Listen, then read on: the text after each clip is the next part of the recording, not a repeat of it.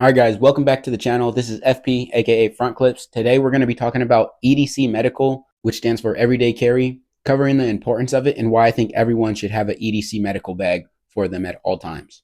If you guys are new to the channel, we talk about prepping and emergency preparedness here, so if that sounds interesting to you guys, make sure to leave a like, comment, and subscribe for more content like this. But let's get into the video. So EDC Medical Bag is essentially a first aid kit that you have with you that has everything in it from a boo-boo kit all the way to an extensive trauma kit that can sustain you if you have any possible life or death injuries.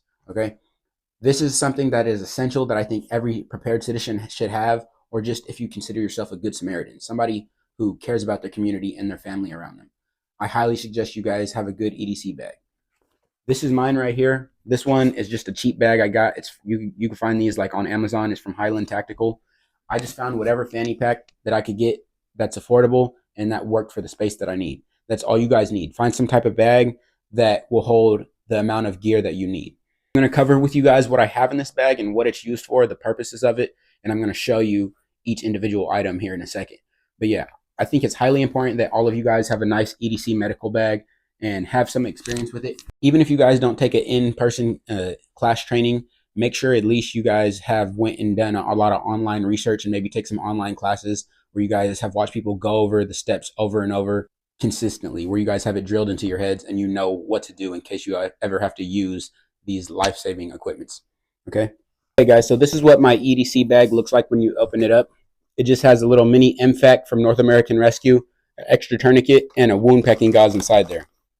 So I'm going to show you guys the contents of this shortly, lay it out on the table, and show you what's exactly in this kit. But that's how it looks. It's not a very big bag. It doesn't hold a lot of stuff in it.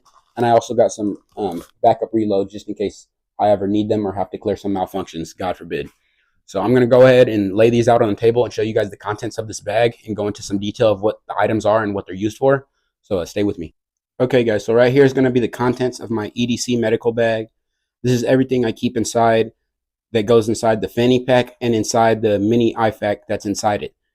So I'm going to cover the contents of what's here and then what's the uses for it and why I have it for you guys. To start off, we got two tourniquets. These tourniquets are used to stop bleeding on large extremity wounds. So if you guys have a wound that is bleeding from an extremity and you're able to place a tourniquet above it, that should help stop the bleeding right away. And the way to tell if it's most likely to need a tourniquet is if it's a bright red arterial bleed.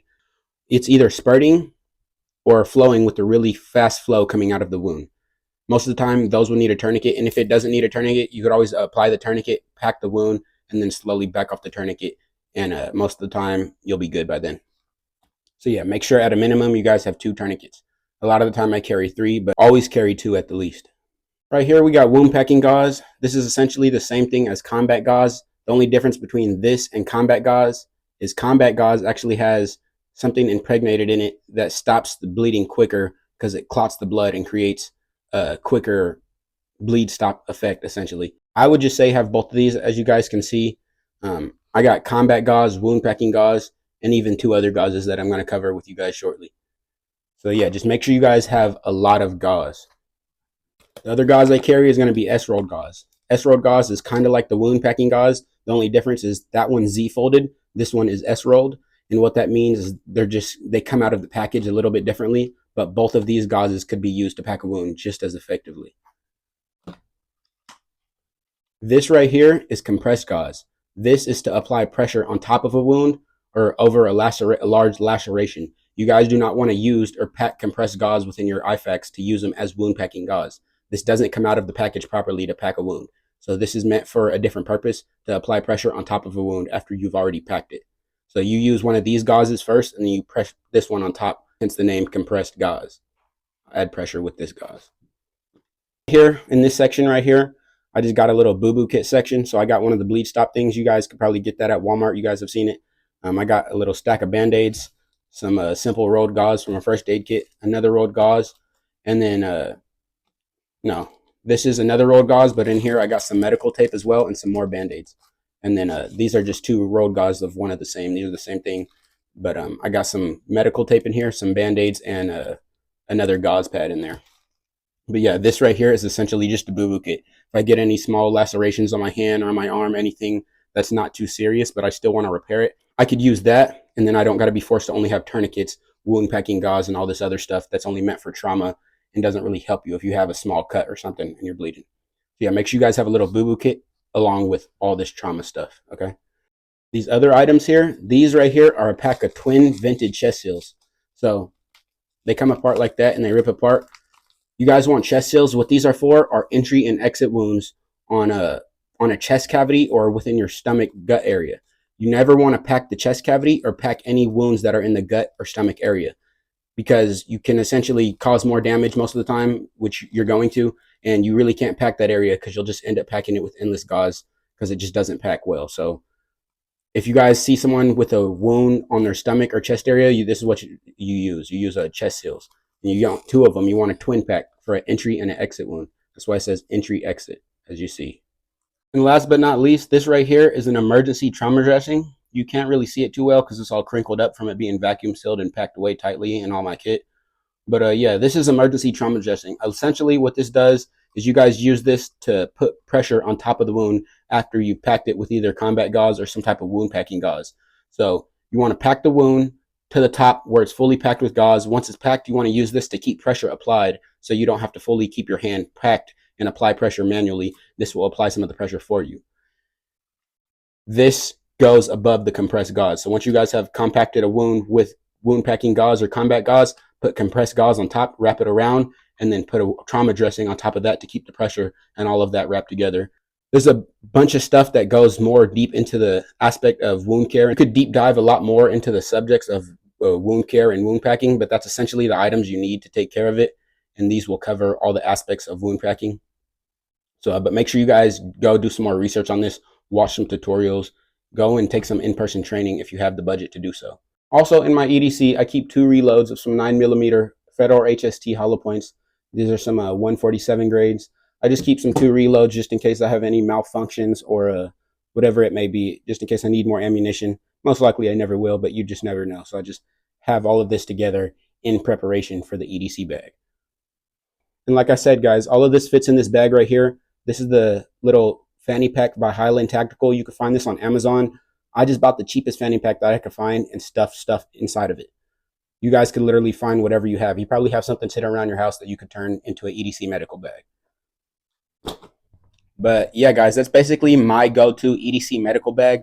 We lost lighting here a second ago, but now we're back. It's all the components that I keep in my medical EDC bag, guys. I think you guys should either replicate that or find one that works for you, but have essentially, you guys need all of that stuff on you, at least in your car at all times. It's very important and very essential to your survival and just being prepared or living everyday life. That's kind of my preferred method. This right here is another medical bag I got built out. This one is a lot more beefy than my EDC bag. I don't carry this on me every day. This is my at-home medical bag, along with a bunch of other medical I got laying around the house in different strategical staged areas. But yeah, this is my at-home medical bag. This one is the combat casualty or advanced combat casualty kit from North American Rescue. Like the name says, this is really an advanced kit. This thing is loaded. I got fucking wound irrigation in here, I got eye patches.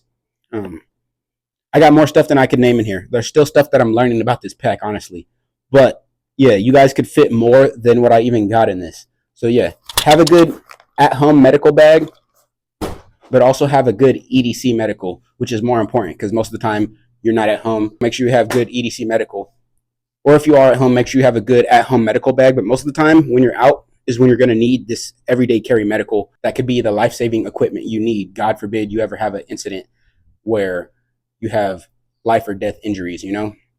So make sure you guys have this. Either keep it in your car or keep it in a fanny pack like mine. I could just throw mine over my head, over my shoulder, wear it as a shoulder bag, and I go everywhere with that thing.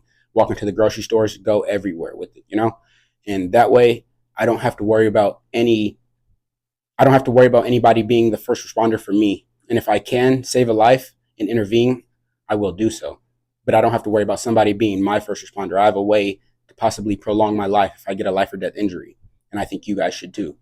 So yeah, that's basically what I got for today. I hope you guys went on to enjoy today's video. I highly recommend you guys go on and purchase some of these items if you don't already have them. And if you do have them, make sure to put them together in a bag, have it organized, and build an EDC loadout so you can start carrying it with you.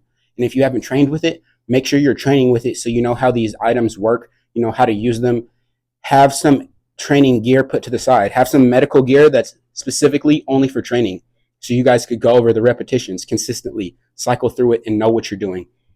And yeah, just go on and study these subjects, and make sure you guys know about EDC medical, medical for emergency preparedness, and everything involving and everything in between. We'll have more videos like this, more long form content coming out here shortly. Still getting things worked out with this kind of content, along with doing TikTok short form content and YouTube shorts and all that. But yeah, pretty much what we got for today. And this is FP out.